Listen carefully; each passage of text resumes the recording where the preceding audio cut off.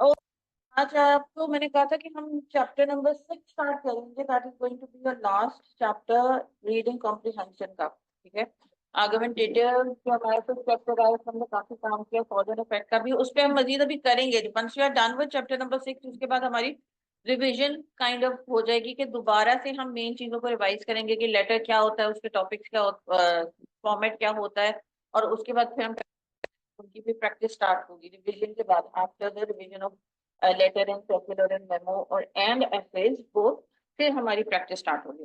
तो आज हम अपना लास्ट चैप्टर स्टार्ट करते हैं, रीडिंग कॉम्प्रिहेंशन। ये रीडिंग कॉम्प्रिहेंशन जो है वो हम 9th-10th से मेरे ख्याल से करते आ रहे हैं। हमें एक पैसेज मिलता है and we need to answer certain questions. यहाँ सिर्फ एक ट्विस्ट ये है कि आपको आंसर्स करने हैं, यस कॉम्प्रिहेंशन पैसेज से, इसमें आपने एमसीक्यूज बेस्ड, आपके 10 क्वेश्चन होंगे और वो 10 के 10 आपके एमसीक्यूज होंगे, उसमें कोई लॉन्ग सेंटेंस आपको जो है ना वो आंसर नहीं देना हो। प्रोसीजर वही है, पैसेज आपके सामने होगा, तकरीबन अंदाजन 300 वर्ड्स का, अप्रोक्सीमेटली 300 वर्ड्स का कोई आपका पैसेज होगा, that can be of one paragraph, एक ही पैराग्राफ दे कभी कभी, and that 300 words can be divided into 2 paragraphs और एट टाइम्स 3 पैराग्राफ, कभी कभी वो एक पैराग्राफ भी दे सकते हैं। तो उसके हिसाब से हमें फिर उसको रीड आउट करके उसमें एमसीक्यू जो हमारे होंगे हमें उनका आंसर ऑब्वियसली देना है। पार्ट ए होता है ये रीडिंग कॉम्प्रिहेंशन का, जिसमें आपने एमसीक्यूज के आंसर्स देने। पार्ट 2 इस क्वेश्चन का आपकी होती है, या तो आपने उसी पैसेज की जिसके अभी आपने एमसीक्यूज किए हैं ट्रेसी राइटिंग करनी होगी आपको अपने ओन वर्ड्स में, या फिर वो दे देते हैं कि जी अभी आपने जिनका एमसीक्यूज का जवाब दिया इसमें से 8 मेन पॉइंट्स को निकालें और बॉक्स दिया हुआ नीचे उसमें आपने 8 पॉइंट्स लिखने हैं। आपका रीडिंग कॉम्प्रिहेंशन का जो क्वेश्चन है that will two parts. A 10 MCQs करने, बी में ऑप्शन नहीं देंगे, बी में वो आपको दे देंगे 8 पॉइंट्स को एक्सट्रैक्ट करो। हो सकता है इनको आ जाए 8 पॉइंट्स को एक्सट्रैक्ट करना, आपको आ जाए बी वाले पार्ट में कि आपने प्रेसी राइटिंग लिखनी, तो उसमें ऑप्शन नहीं देते, उन्होंने अपने लिए ऑप्शन रखी हुई है, लेकिन स्टूडेंट को कोई एक ही चीज देंगे पार्ट बी में। क्लियर है ये चीज?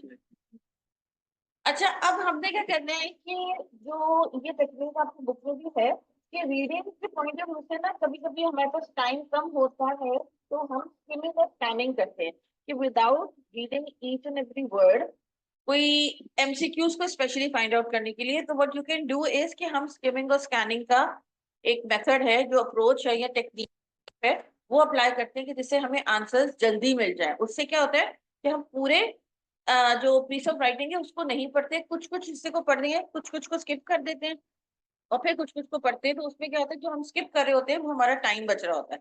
तो it's a kind of an reading technique, skimming और स्कैनिंग। आपकी बुक में भी मेंशन है, तो पहले हम थोड़ा सा उसको देख लेते हैं ब्रीफली के व्हाट इज।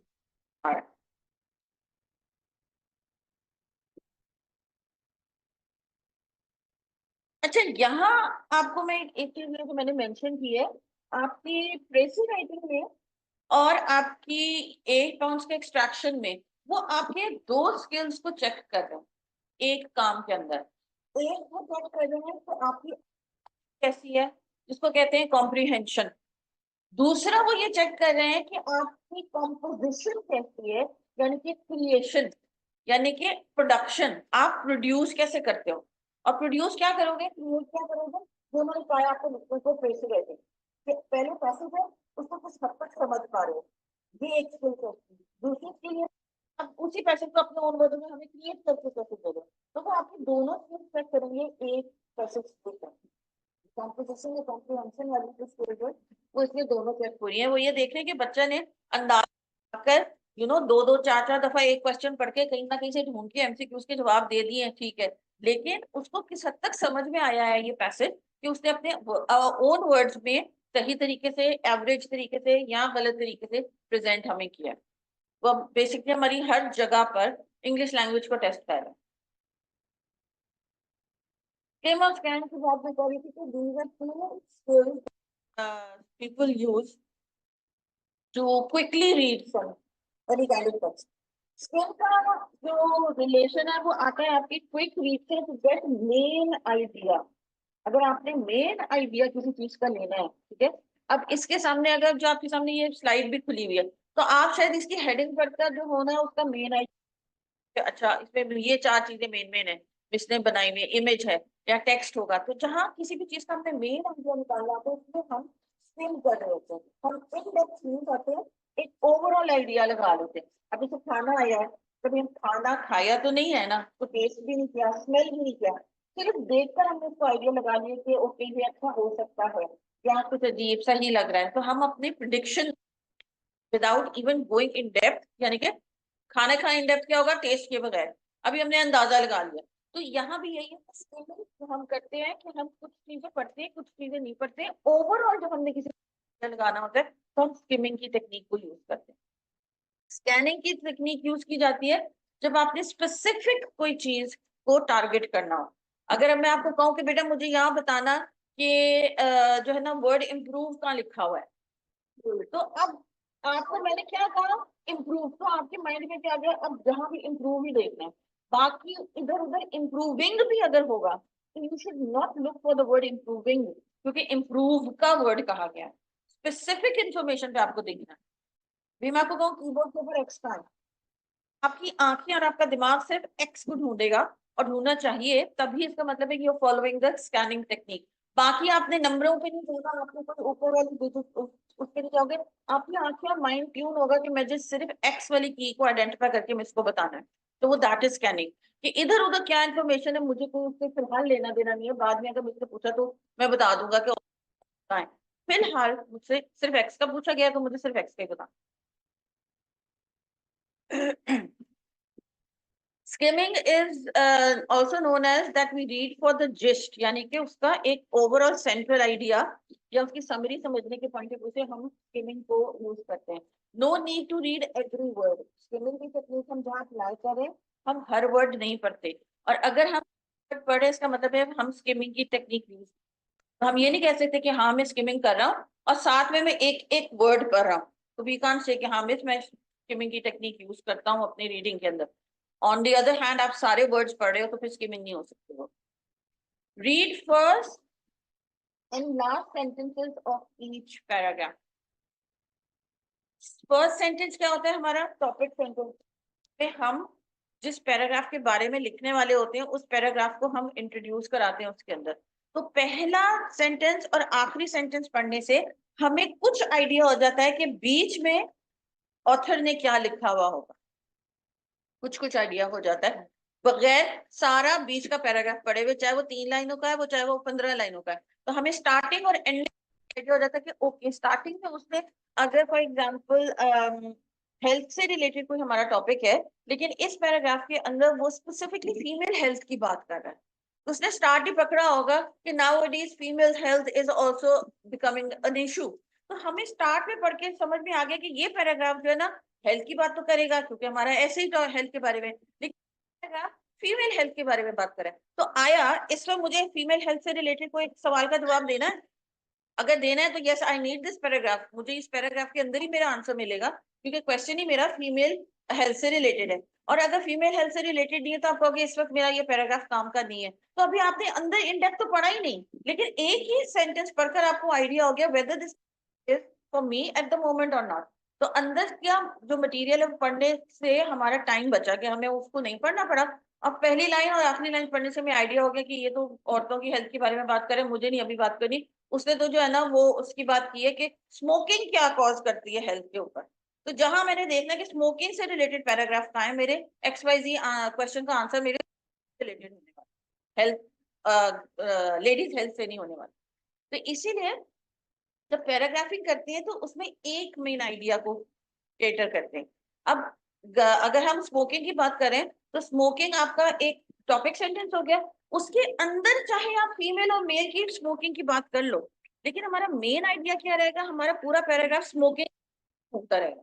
अब अगर हम लेडीज की हेल्थ की फीमेल हेल्थ की बात करें तो हमारा पूरा पैराग्राफ जो है वो लेडीज की हेल्थ पे घूमना चाहिए, चाहे वो छोटे बच्चे की हेल्थ है फीमेल की, चाहे किसी 100 साल की औरत की हेल्थ हो, लेकिन हमारा पूरा पैराग्राफ औरतों की हेल्थ पे घूमना चाहिए, चाहे हम उसके अंदर डिफरेंट एग्जाम्पल्स अपने डाल दें।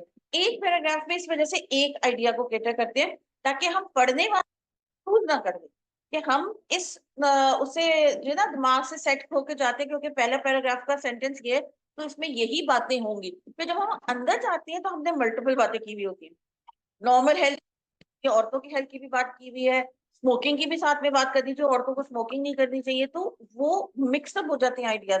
तो फिर जो रीडर होता है वो कंफ्यूज हो जाता है कि आपका ज्यादा फोकस किस चीज पे था, क्योंकि आपने थोड़ा थोड़ा सबको टच कर दिया है, लेकिन as such as a whole हमें समझ नहीं आया पढ़ने वाले को कि मेन आइडिया क्या था इस पैराग्राफ का, क्योंकि आपने थोड़ा सा इसको भी, इस टॉपिक को भी टच कर दिया, थोड़ा सा इसको भी कर दिया, तो मिलाकर आपने खिचड़ी टाइप चीज बना दी, लेकिन आइडेंटिफाई नहीं किया कि इसके अंदर दाल और चावल अलग अलग है। दैट मैटर, पता नहीं आज खाने की पति क्यों करी, परहैप्स आई एम हंग्री। तो ये रीजन, ये चीजें हमने माइंड में रखती है। तो स्किमिंग और स्कैन से हमें ये फायदा होता है कि without reading the entire paragraph we come to know कि ये पैराग्राफ होगा किसके बारे में।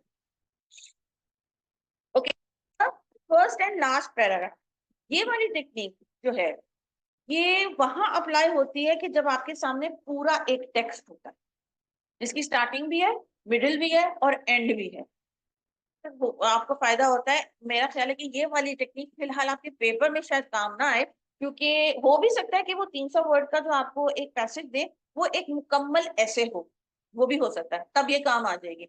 तो इंट्रो पैराग्राफ और कंक्लूडिंग पैराग्राफ पढ़ने से को ये आइडिया हो जाएगा कि मेजर बातें क्या होंगी जो मेरे राइटर ने 3-4 पैराग्राफ्स के अंदर मेंशन की होंगी, क्योंकि उसने इंट्रोडक्टरी पैराग्राफ के अंदर मुझे कुछ मेन आइडिया बता दिया है। जैसे आप लोगों ने भी इंट्रो पैराग्राफ लिखा था कि एडवांटेजेस या डिसएडवांटेजेस या कॉज और इफेक्ट के ऊपर बात करने वाले, तो पढ़कर मुझे आइडिया हो गया कि अच्छा, बच्चों का जो ध्यान है या रुझान है आर्गुमेंटेटिव राइटिंग में वो उस तरह, कोई बच्चा कह रहा है कि जी अर्बन एरियाज में रहना चाहिए, कुछ कह रहा है कि रूरल एरियाज में रहना चाहिए, तो इंट्रो पढ़कर मुझको भी आइडिया हो गया। तो इसी तरह जब आप इंट्रो पढ़ोगे तो इंट्रोडक्टरी पैराग्राफ पढ़ के आपको भी आइडिया हो जाएगा कि ओके मेरा राइटर जो है वो किस तरफ अपने ऐसे को लेके जाएगा। और कंक्लूडिंग पैराग्राफ पढ़ने से ये फायदा होता है कि कंक्लूडिंग पैराग्राफ के अंदर हम वो बातें लिखते हैं जो हमने ऊपर बयान कर चुके होते हैं। तो फर्स्ट और लास्ट पैराग्राफ पढ़ने से आपको काफी हद तक आइडिया हो जाता है, यू कैन इजीली प्रिडिक्ट कि what the entire essay is going to be about. क्योंकि हमने बीच के पैराग्राफ्स, बॉडी पैराग्राफ नहीं पढ़े, टाइम सेव किया है हमने, हमने प्रिडिक्शन हम कर सकते हैं, अंदाजा लगा सकते हैं कि राइटर जो है ना इस नौयत के ऊपर लिख, इंट्रो में और कंक्लूजन में उसने ये बातें मेंशन की, तो इससे भी आपकी टाइम सेविंग होती है। इसमें आपकी रीडिंग फास्ट होती है, you don't need to understand everything, क्योंकि आप reading fast in the sense time saving के पॉइंट ऑफ व्यू से, क्योंकि आप कम कम पढ़ रहे हो तो आपका टाइम सेव हो रहा है, जल्दी पढ़कर आप फारिग हो जाते हो। आपने 4-5-6 चीजें पढ़ी है मेन मेन, अब आपका टाइम सेव हो गया, आपने जल्दी रीडिंग की है, you can move on to another task related to whatever you are doing.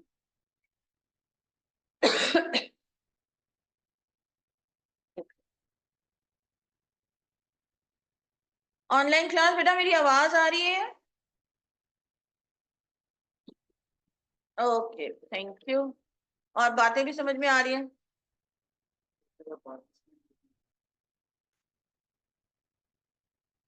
तीन है,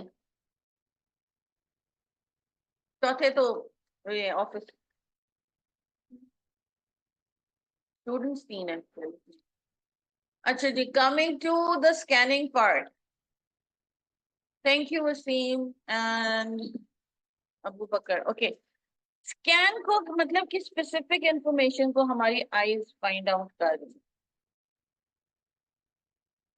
आपकी हेडिंग्स को देखेंगी आपकी आईज जो है, स्कैन का मतलब वैसे तो हमें सारों को ही पता है कि ये स्कैनिंग क्या होती है, जिस्म की भी जैसे स्कैनिंग होती है, एक्सरे होता है, स्कैनिंग होती है, तो हम स्पेसिफिक एरिया की अपना एक्सरे कराते हैं, स्पेसिफिक एरिया का स्कैन कराते हैं।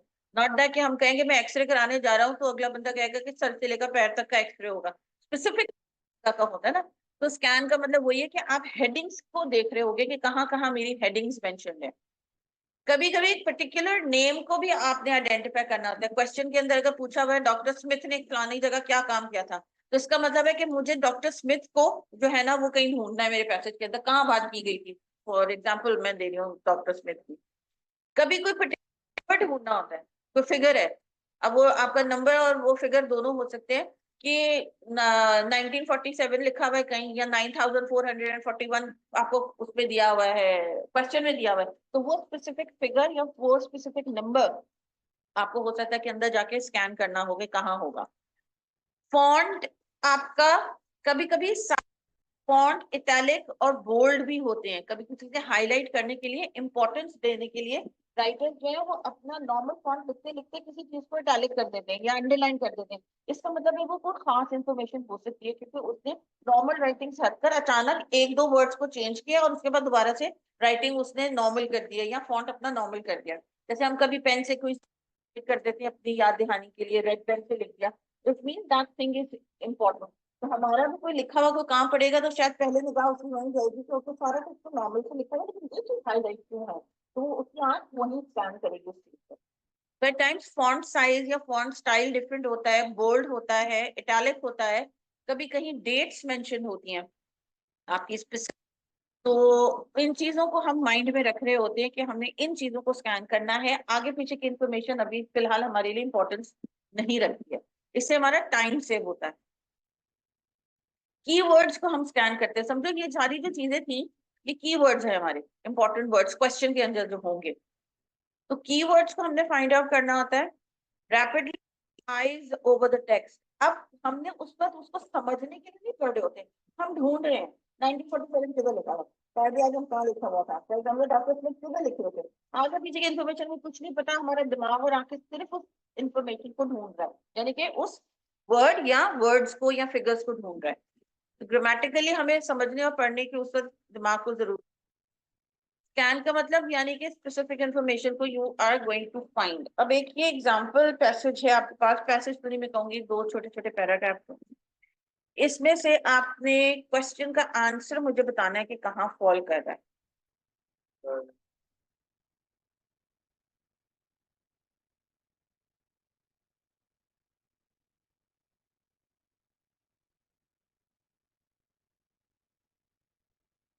अब ये बड़ी गड़बड़ हो जाती है ना, पता नहीं इसको सीधा क्यों करते हैं। शायद ये वो है बोल्डेड है तो ना वो टेढ़ा हो नहीं सकता शायद, अनलेस के होल करके हम उसको निकाल के दूसरे वाली टाइल के अंदर डाउन करेंगे, या यस, या इसको हटा ही दे तो हम पूरा दीवार को ही यूज कर लेते हैं, something like that, white paint करके।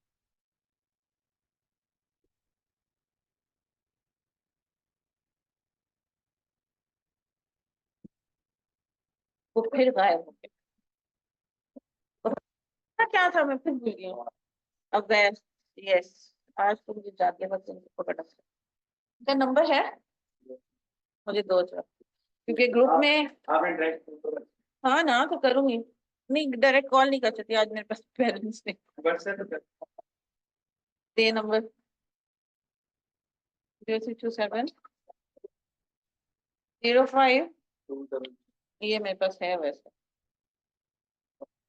हाँ, कल आपको मिले थे वो बाहर,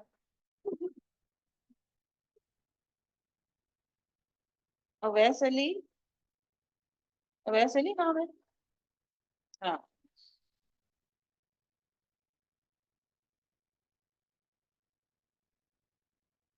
इंतजार है। जी कुछ समझ में आया।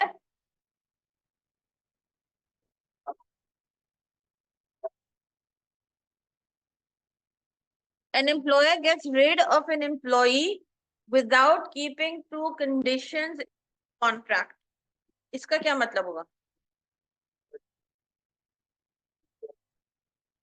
उसको फॉलो किए बगैर ही get rid of employ, get rid of an employ का क्या मतलब होगा? काइंड ऑफ, अगर तो लिटरल मीनिंग पे जाओगे तो गेट रेड ऑफ का मतलब छुटकारा हासिल करना ही है, इसका मतलब है कि फायर करना, नौकरी से निकालना। हाँ, छोड़ना नहीं, छोड़ना है तो मैं खुद छोड़ रही हूँ, निकालना is something else, leaving a job and fired are two different things. अब ये मुझे बताओ कि इसका आंसर कहाँ फॉल कर रहा होगा? An employer gets rid of an employee, कोई जो उसने काम पे रखने वाला है उसने जो है किसी को काम से निकाला है without keeping to conditions in the contract, जो उनके कॉन्ट्रैक्ट में कुछ क्लॉजेस कुछ कंडीशंस थी उनको मद्देनजर ना रखते हुए कि एम्प्लॉयर ने अपने जो है वर्कर को, एम्प्लॉय को नौकरी से निकाल दिया। तो ये कहाँ फॉल कर रही थी?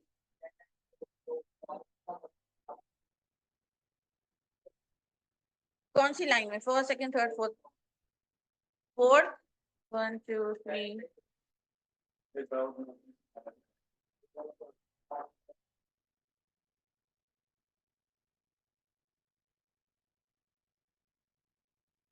गर्ल्स आपको कहाँ लग रहा है? फर्स्ट पैराग्राफ और सेकंड पैराग्राफ? किधर?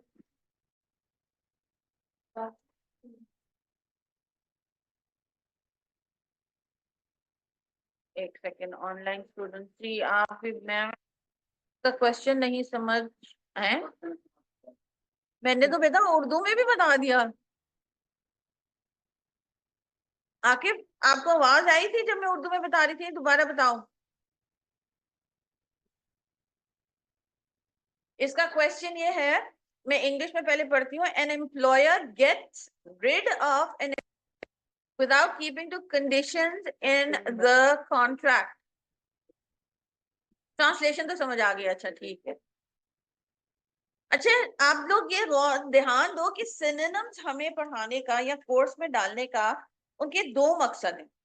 कि एक, आप लोग वो सिनोनिम्स यूज कर सको जब आप लोग अपने एसेस की टॉपिक की पैराफ्रेजिंग कर रहे हो।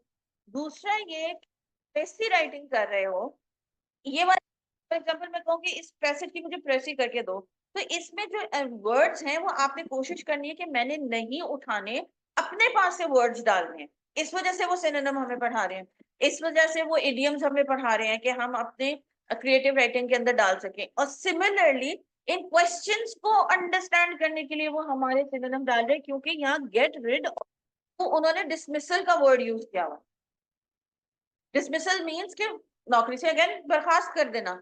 लेकिन अगर हमें पता ही नहीं है गेट्स रिड ऑफ का मतलब, तो हमें डिसमिसल का भी शायद पता ना होगा। और अगर हमें डिसमिसल का पता है तो हम यहाँ ढूंढते रहेंगे, पता नहीं डिसमिसल यहाँ तो कहीं नहीं नजर आ रहा, क्योंकि हमें गेट्स ऑफ का मतलब नहीं आता। तो सिनोनिम्स इस वजह से हमारे कोर्स का हिस्सा है कि बच्चे सिर्फ वोकैबुलरी के क्वेश्चन की हद तक नहीं पढ़े, बल्कि उनको अप्लाई करना है पेपर में, अपनी पीस ऑफ राइटिंग में। तो इस वजह से भी उसको उस नजरिए से भी यूज करें कि अब सिर्फ पढ़ लिया, अच्छा ए टू जेड मुझे सिनोनिम्स पढ़ने थे क्योंकि मैंने जैसे वो वोकैबुलरी का क्वेश्चन ऑप्ट करना था, लेकिन उन सिनोनिम्स को जो पढ़ा है, समझा है, उनको राइटिंग में इंप्लीमेंट कर रहे हो, रिफ्लेक्ट हो रही है आपकी वो vocabulary in your piece of writing और नॉट? इफ नॉट, तो आप समझो कि आप सिर्फ एक मकसद पूरा कर रहे हो उन सिनोनिम्स और एंटोनिम्स वगैरह का, जो कि वोकैबुलरी का क्वेश्चन ऑप्ट करने के लिए, आप दूसरे कामों के लिए उनको इस्तेमाल नहीं कर रहे। तो इस वजह से अगर हमें गेट्स रिड ऑफ का मतलब आए या पता हो, तो हम शायद उसको अंदाजा लगा सके कि ये डिसमिसल का हो सकता है। यहाँ उन्होंने वर्ड रॉन्गली भी लिखा हुआ है कि wrongly involves a breach of contract. अब फॉर एग्जांपल अगर ब्रीच का मतलब नहीं भी आता, कॉन्ट्रैक्ट वर्ड लिखा है ना, तो इस, और यहाँ क्या बात हो रही है? रॉन्गली। रॉन्गली का तो मतलब सबको ही पता होगा ना कि नेगेटिव में कोई बात जा रही है, ठीक है? तो कोई ना कोई काम गलत किया गया है, कॉन्ट्रैक्ट के खिलाफ वर्जी। तो यहाँ हमें समझ आ जाएगा कीपिंग टू कंडीशंस इन, उस कॉन्ट्रैक्ट में जो कंडीशंस या क्लॉजेस लिखे गए थे, उसको उसने निग्लेक्ट कर कर उस एम्प्लॉय को नौकरी से निकाल दिया। तो हम कभी कभी, इवन दो एक एक वर्ड का अगर मीनिंग नहीं आता, तो take that piece of information as a whole, कि पूरे क्वेश्चन को समझो, उस पूरे क्वेश्चन की इंफॉर्मेशन अंदर पैसेज में ढूंढो, या आधे क्वेश्चन को ले लो, या जो भी आपका स्टेटमेंट है उस आधे स्टेटमेंट को समझो और उस आधे आधे स्टेटमेंट की इंफॉर्मेशन अंदर ढूंढो, तो बकिया जो नहीं समझ में आया क्वेश्चन, वो वहीं उसी के आगे होगी उसके। तो फर्स्ट हाफ समझ नहीं आ रहा, सेकंड हाफ को लेके चलो, सेकंड हाफ समझ नहीं आ रहा, फर्स्ट हाफ को लेके चल लो। अंदर इंफॉर्मेशन नहीं मिल रही है तो क्वेश्चन को पूरा समझ लो और अंदर जाके ढूंढने की कोशिश करें, क्योंकि ये मेरे क्वेश्चन के अंदर ये कीवर्ड्स मुझे लग रहे हैं, तो ये कीवर्ड्स हैं, इंपॉर्टेंट वर्ड्स हैं, अंदर कहीं ना कहीं बात हुई भी होगी, तभी मुझे सवाल में भी दिया गया है। तो मल्टीपल तरीकों से हम सवालों का जवाब 100% भी दे सकते हैं और अंदाजा भी लगा सकते हैं। लेकिन क्योंकि समझ नहीं आया तो चलो रहने ही देते हैं इस क्वेश्चन को, that is going to be a very kind of a bad और नेगेटिव एक्सपीरियंस अगर आप लोग करते हो तो। यदि इस क्वेश्चन को रहने दें, कोशिश आपने फिर भी करनी है कि कहाँ मेरा जो है वो इंफॉर्मेशन कहीं ना कहीं फॉल कर रही होगी। एक से दो दफा शायद आपको पढ़ना पड़ता है, शायद तीन दफा रिकन्फर्मेशन के लिए पढ़ना पड़ता है, लेकिन आपको मिल जाएगी। पहली दफा में हो सकता है कि जी वो तो फोन नहीं उठा रहे, इनकी मुझे अब सीरियसली कंप्लेन करनी पड़ेगी। Either he should attend the class or he should not attend my class at least. मुझे उनके बैग को नहीं पढ़ाना। हाँ जी, आप किधर गुम हो जाते हो?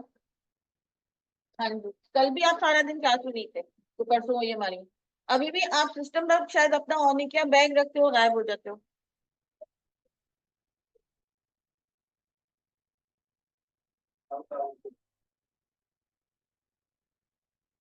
ये सिर्फ आज और परसों का नहीं है, have been monitoring. I don't know, मैं वो है ना जो भी क्लास के टाइम में तो you should be present, unless कि खुदा ना खास्ता बच्चे की कुछ तबीयत ठीक नहीं है, सर में दर्द है जैसे उनका था, तो चलो आप at least he was still present in the class with a headache, कि सर नीचे रख के वो बैठ गए थे, एटलीस्ट उन्होंने अपनी तो की ना। वो बाहर भी बैठ सकते थे, जा भी सकते थे। जो नीचे हाईलाइट हुए हुए अगर नजर आ रहे हैं वो आपके की क्वेश्चंस हैं, सॉरी की वर्ड्स हैं।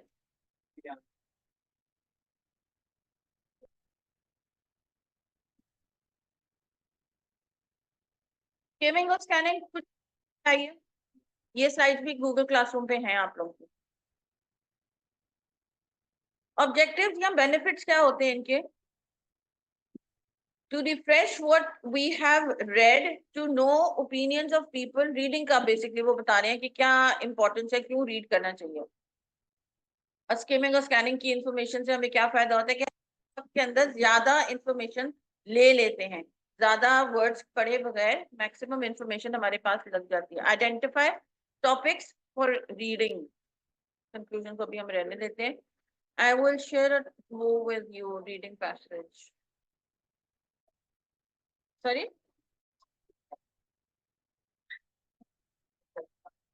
जी जी, हाँ जी जी। अच्छा, मैं हूँ वैसे तो आज 3 4 5 बजे तो हूँ, लेकिन अभी मैं आधा घंटा मैक्सिमम सारे होगी, सारे बारह।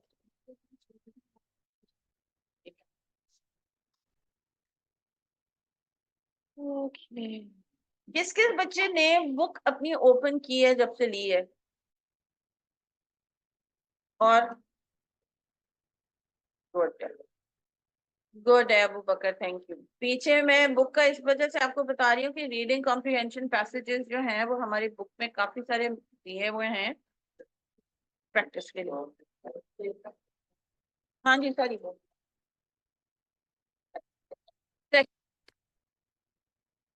ये अभी ऑन ही है आपका। हाँ जी, यही वाला था। One of these types is wrongly dismissal and involves a breach of contract by the employer। आपका स्किमिंग और स्कैनिंग जो है ना वो स्पीड रीडिंग के नाम से है।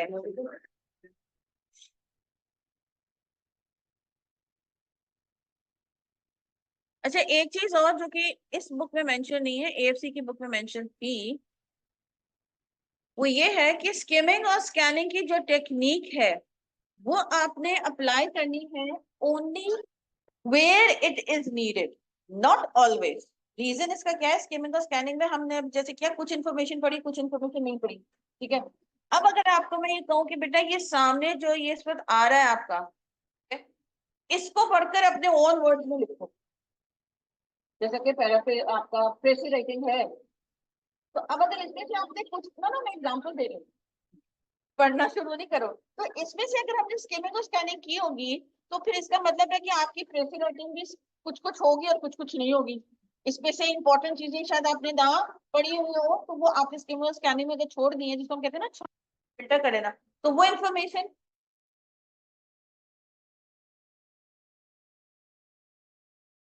स्किमिंग और स्कैनिंग हम जब यूज करते हैं जब उसकी रिक्वायरमेंट हो, अदरवाइज हम उसको इंटेंसिव रीडिंग कहते हैं, कि जिसको हमने इन डेप्थ जाकर रीड करना होता है, literally each and every word to understand what the author is trying to से।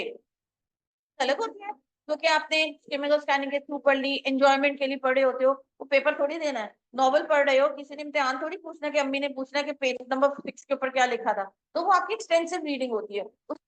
स्कैनिंग कर सकते हो कि मैं अपने एंटरटेनमेंट के लिए पढ़ रहा हूँ, लेकिन अगर कोर्स बुक कोई पढ़ रहे हो, आपको पता है कोई स्पेसिफिक चीज आ सकती है, वो चैप्टर मुझे बहुत जरूरी है, तो उस चैप्टर के साथ आप केमिकल स्कैनिंग नहीं करते।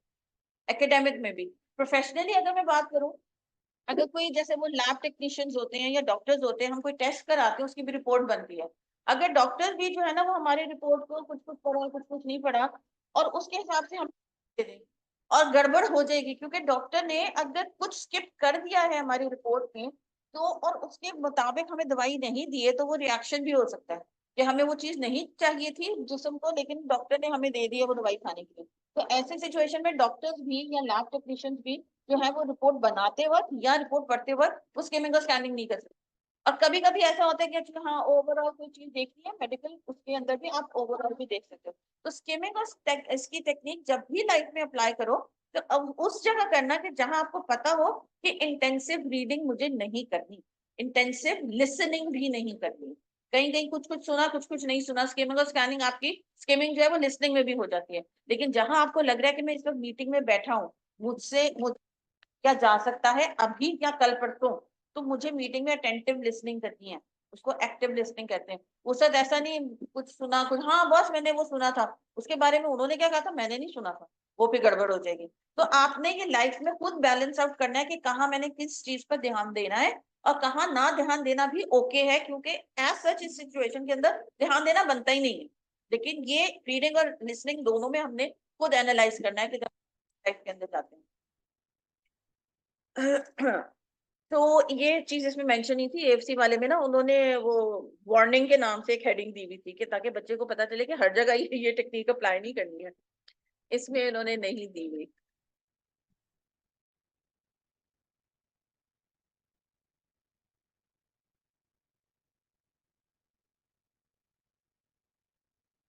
ऑनलाइन स्टूडेंट जब बेटा समझ में आया ये,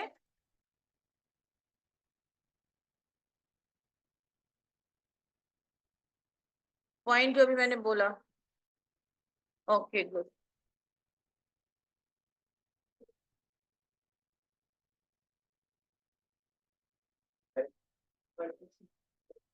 ये जो मैंने हाईलाइट किया ये नजर आ रहा है। The context and the essence of the content should not be lost. जब हम प्रेसी राइटिंग कर रहे हो, या हम 8 पॉइंट्स को एक्सट्रैक्ट करके लिख रहे हो, या लाइव में कभी पैराफ्रेजिंग भी कर रहे हो, जो कि हम के टॉपिक की करनी है ना, पैराफ्रेजिंग, तो उसमें क्या है कि हम अपने वर्ड्स को यूज कर रहे हैं, हम अपने एक्सप्रेशन यूज कर रहे हैं, हम ज्यादा वर्ड्स भी डाल सकते हैं उसके अंदर, लेकिन जो ओवरऑल मैसेज कन्वे करने की कोशिश कर रहा है राइटर, हम उसको चेंज नहीं कर सकते, क्योंकि हमारी अपनी ओपिनियन मैटर नहीं करती। हमें सिर्फ कहा गया है ये वो चीज आपके पास है, इस अपने अल्फाज में लिख दो, ये नहीं कहा कि अपनी ओपिनियन भी डाल दो और अपनी मर्जी भी डाल दो, whether you are agreeing with this और नॉट अग्रीइंग विद दिस, अपनी ओपिनियन डालकर अपनी रिकमेंडेशन भी दे दो। उन्होंने सिर्फ ये कहा ये चीज इसको अपने ओन वर्ड्स में लिख दो, एज सिंपल एज दैट। चाहे वो टेक्स्ट आपके वैल्यूज के खिलाफ हो, आपकी मर्जी के खिलाफ हो, आपका इंटरेस्ट ही ना हो उसके अंदर, जिंदगी में कभी भी ना वो पढ़ा हुआ हो, या ऐसी चीज आ जाए कि बहुत बोरिंग आपको जिंदगी में लगती होगी, या पता नहीं क्या दे दिया इन्होंने। सोशल मीडिया का फॉर एग्जाम्पल अगर कोई पैसे जाए कि एसेट कभी किसी ने यूज ना किया हो, या उसको कोई ज्यादा इंटरेस्ट ना हो सोशल मीडिया से, तो हम अपने रिफ्लेक्शन नहीं दे सकते करते वक्त या पैराफ्रेजिंग करते वक्त, क्योंकि हमें कोई राइट नहीं है अपनी राय देने का। वो हमें प्रोविजन होती है जब हमें ऐसे राइटिंग करने को मिलता है, जाओ खुली छुट्टी है जो मर्जी आए लिख लो उसके अंदर। पैराफ्रेजिंग मीन्स या poetry writing means whatever passage has, you have to like maintain its essence, you need in whatever the writer is trying to convey, और आपके अल्फाज भी वही चीज कन्वे करें whether you like it or not। ठीक है, इस वजह से ये वाला पार्ट बहुत ज्यादा इंपॉर्टेंट है, यूजिंग ओन वर्ड्स यस, लेकिन ये ना हो कि अपने अल्फाज यूज करते करते हम उसके ट्रैक से ही उतर जाए। वो कह रहा था नॉर्थ, हम शुरू हो जाए ईस्ट, वो कह रहा है नॉर्थ, तो हमने भी नॉर्थ ही कहना है, हम जरा सा भी नॉर्थ ईस्ट भी नहीं हो सकते। Okay let me check the question. अच्छा ओके, चलो गुड है, कुछ कुछ समझ में आ रहा है। और पेरेंट्स और टीचर्स को वो कुछ कुछ भी बच्चों को समझ में आ जाए ना, उससे भी बड़ा हौसला मिलता है।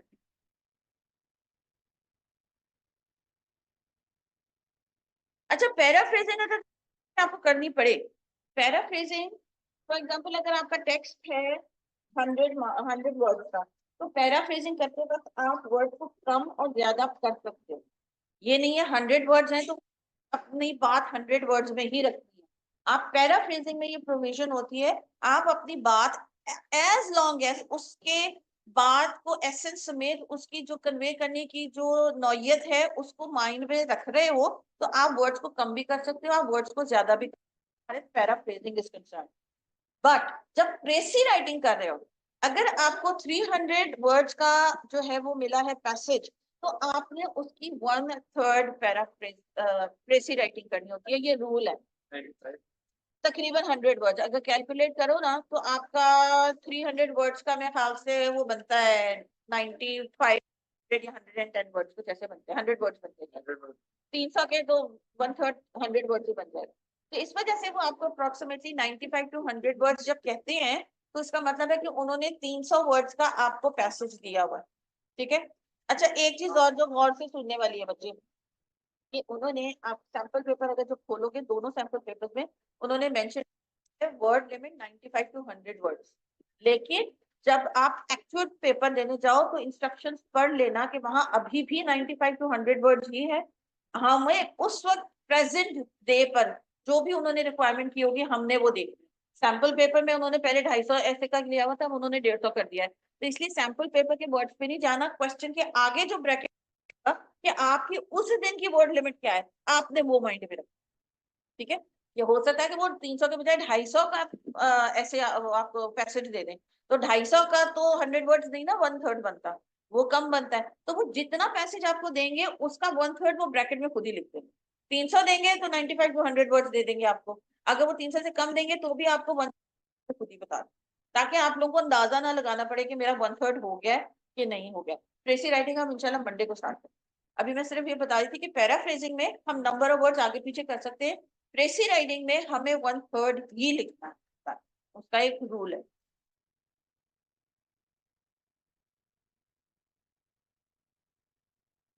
जो अननेसेसरी चीजें हैं वो आई डोंट गो थ्रू। एक पैसेज करते जरा इंटरेस्टिंग वाला, प्रेशर ऑफ सेल्फ एम्प्लॉयमेंट, ये मैं हमेशा बच्चों के साथ पहले करती हूँ।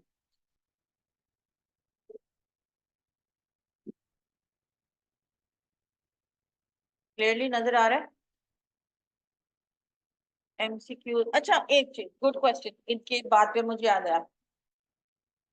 तो स्टूडेंट वेरी करेगा कि whether you opt for the strategy of reading the passage first, यानी कि स्किमिंग और स्कैनिंग करके पहले पैसेज को थोड़ा सा आइडिया लगा लो, फिर एमसीक्यूज के ऊपर आओ, या एमसीक्यूज पहले पढ़ के फिर पैसेज के ऊपर स्किमिंग और स्कैनिंग करने जाओ। ये आप पर डिपेंड करेगा, स्टूडेंट टू स्टूडेंट वेरी करेगा। आपको भी पता चलेगा कि मेरे लिए कौन सी स्ट्रैटेजी अप्लाई कर रही है अच्छी, और मैं आंसर जल्दी और सही किस स्ट्रैटेजी से लेके आ रहा हूँ, जब दोनों स्ट्रैटेजीज को कम से कम 2 से 3 दफा अप्लाई कर चुके हो कि ओके इस पैसेज के ऊपर मैंने ये वाला किया था, पहले पढ़ा था, बाद में एमसीक्यूज देखे थे तो मेरे आंसर नहीं आए थे।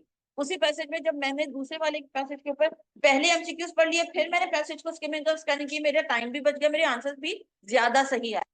2 से 3 दफा करना पड़ेगा फिर। ये अगेन ये वेरी करेगा। कुछ बच्चे कहते हैं कि नहीं जी हम पहले पढ़ ले पैसेज, तो फिर उसके बाद हम ध्यान क्वेश्चन पे ज्यादा।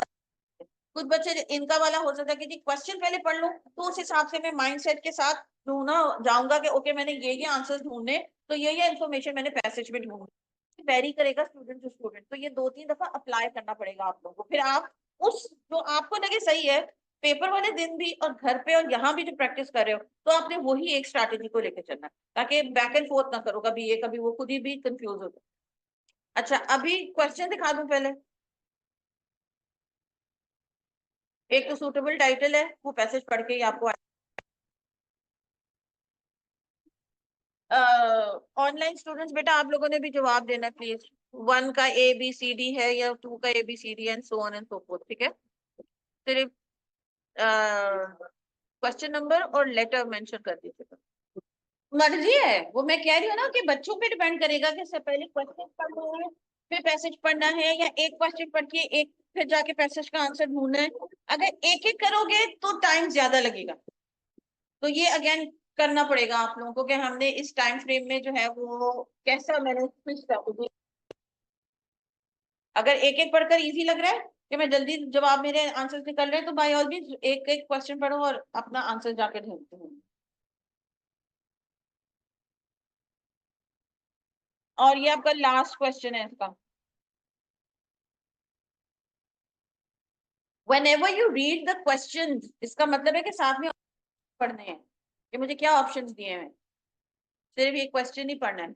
How can self employment disturb one family life. अब इस वाले क्वेश्चन में पहले मुझे बताएं कीवर्ड क्या लग रहे हैं आपको, कि जाकर मुझे स्कीमिंग और स्कैनिंग करते हुए। Good job. कि जहां फैमिली लाइफ की बात हो रही होगी मेरे उस पैराग्राफ में मेरा ये आंसर फॉल करेगा, तो इसलिए कीवर्ड्स को माइंड में रखना है। फोर्थ की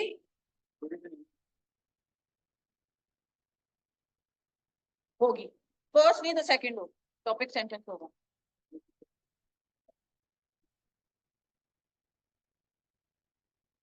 एक्सट्रैक्ट करके वो अगेन अगर आपकी अपनी सेल्फ ओपिनियन ले रहे हैं कि according to the passage what do you think the scenario can be, तो वो सारी बातें वो तो सिनेरियो उसमें नहीं डाला हुआ होगा ना, वो तो आपको दे रहे हैं कि अगर इस पैसेज को माइंड में रखते हुए आप क्या समझते हो कि ये होना चाहिए था, वो होना चाहिए था, कि ये होना चाहिए था, वो ज्यादा डिफिकल्ट हो जाता। Four qualities success for self employment people, यानी कि अब हमारी जो है फोर क्वालिटीज को देखना चाहिए। सक्सेसफुल पीपल और फोर क्वालिटीज, ऐसी क्या चार क्वालिटीज उन सक्सेसफुल लोगों में होनी चाहिए, बस हमारे हमने अब वो ढूंढना है फिर। टाइप्स ऑफ प्रेशर्स, यानी कि कहीं बात कहीं स्ट्रेस की बात हो रही होगी, जरूरी नहीं है कि प्रेशर का वर्ड ही अंदर हो, और कभी कभी हो भी सकता है कि पैसेज में प्रेशर का वर्ड हो, लेकिन प्रेशर का सिनोनिम भी माइंड में रखें, यानी कि हम अपने कीवर्ड्स को एज इट इज भी ढूंढें और कीवर्ड्स के सिनोनिम को भी माइंड में रखें कि स्ट्रेस, टेंशन, प्रॉब्लम कुछ हो सकता है प्रेशर की जगह। प्रेशर आ गया वो तो और भी अच्छी।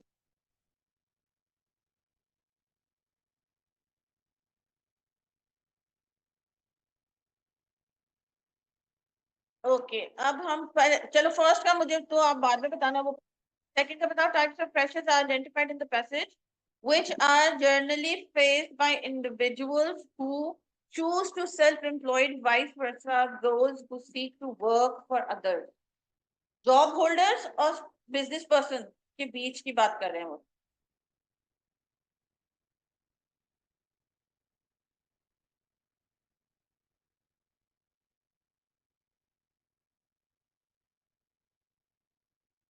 आज गर्ल्स भी कम आई हैं, बॉयज भी कम है।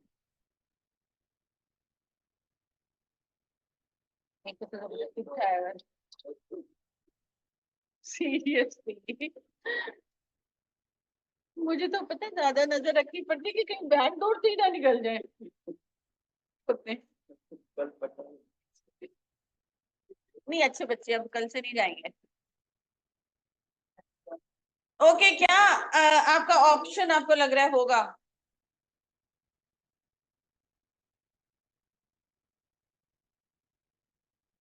Getting into debt, maintaining faith in business, working for long hours, getting into debt and maintaining faith in business। क्या लग रहा है, ए बी सी और डी?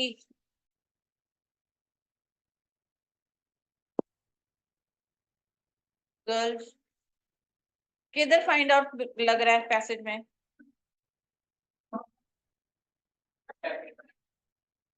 किधर? First paragraph. हाँ के प्रेशर बहुत ज्यादा होते हैं।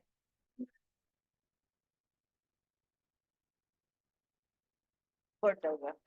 अब बाकी हम इसको कल करते हैं। अब आपने एक दो दिन ऐसा करना है कि हम जब रीडिंग कॉम्प्रिहेंशन पैसेज कर रहे हैं कुछ बुक में से, तो अपनी बुक्स ले आओ जिन जिन बच्चों के पास है, ताकि वो फिर जरा सामने होगी तो इजी हो जाते हैं। ये हमारा मॉनिटर आधा इधर जा रहा है आधा उसका उधर जा रहा है, तो वो डिफिकल्टी हो। सॉरी, फर्स्ट वाले में इसमें बताओ क्या, इसमें क्या आपको लग रहा है बनेगा? Working for all hours, yes.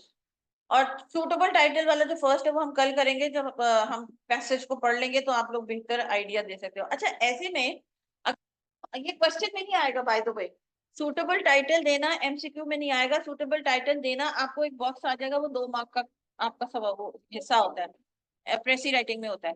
8 marks की प्रेसी राइटिंग होगी, 2 मार्क्स का आपका जो है वो टाइटल होता है। तो टाइटल वाले ऑप्शंस नहीं वो देंगे। हमने पैसेज को पढ़ने के समझने के बाद अपने पास से बेहतरीन है वो बनाना है, तो उसके अकॉर्डिंगली आपको फिर वो 2 में से मार्क्स देंगे।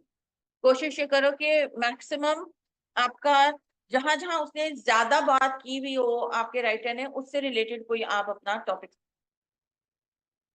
उसमें कोई चीज बह भी ना जाए, इंपॉर्टेंट बात भी हो, और एक ओवरऑल जो है ना वो अंडरस्टैंडिंग आ जाए कि पढ़ने के बाद ओके ये टाइटल है तो इस पैसेज में यही होगा। ऐसा ना हो कि टाइटल आपका कुछ कह रहा हो और जो पैसेज बंदा पढ़ने बैठे या प्रेसी आपकी पढ़ने कि प्रेसी और टाइटल आपस में रिफ्लेक्ट नहीं कर रहे, दे शुड रिफ्लेक्ट।